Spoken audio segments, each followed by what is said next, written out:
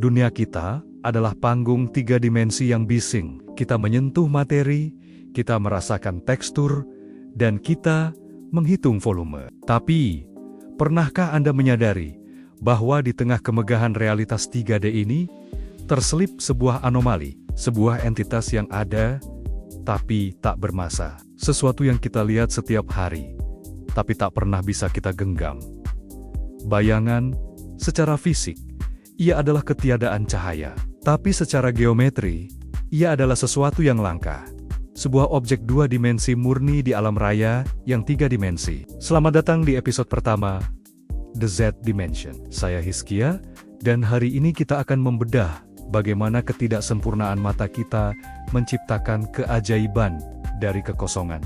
Dalam matematika, bidang 2 dimensi hanya memiliki panjang dan lebar. Tidak ada ketebalan. Di dunia nyata, hampir mustahil menemukan objek seperti ini. Bahkan selembar kertas pun memiliki ketebalan atom. Namun, bayangan berbeda.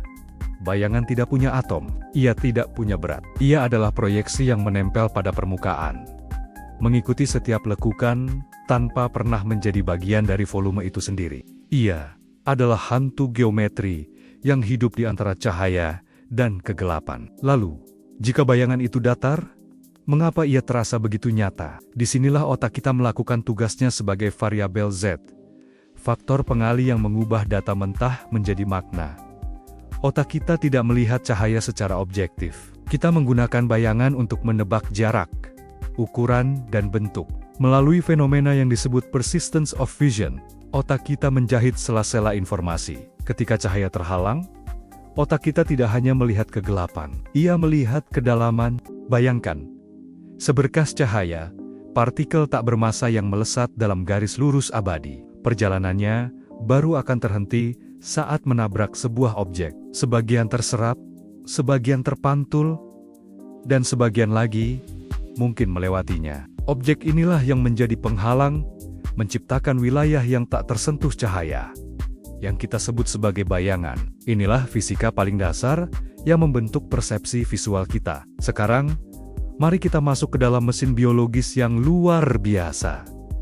Mata kita. Di bagian belakang bola mata, terdapat sebuah lapisan tipis yang sensitif terhadap cahaya, bernama retina. Ketika cahaya yang terpantul dari dunia luar masuk melalui lensa mata, ia diproyeksikan ke retina sebagai gambar 2 dimensi yang terbalik. Yah, semua yang Anda lihat saat ini, gedung-gedung tinggi, pepohonan rindang, bahkan wajah orang yang Anda sayangi nyalah pola cahaya datar di permukaan retina Anda. Sebuah kanvas biologis yang sangat kecil. Di dalam retina, jutaan sel fotoreseptor bekerja tanpa henti. Ada 2 jenis utama, sel batang dan sel kerucut. Mereka tidak benar-benar melihat warna atau bentuk. Tugas fundamental mereka jauh lebih sederhana, yaitu mendeteksi kontras. Mereka hanya bertanya, apakah titik ini lebih terang atau lebih gelap dari titik di sebelahnya? Dari jutaan jawaban biner inilah, otak kita mulai membangun citra. Titik, garis, tepi, dan akhirnya, sebuah objek yang dapat dikenali.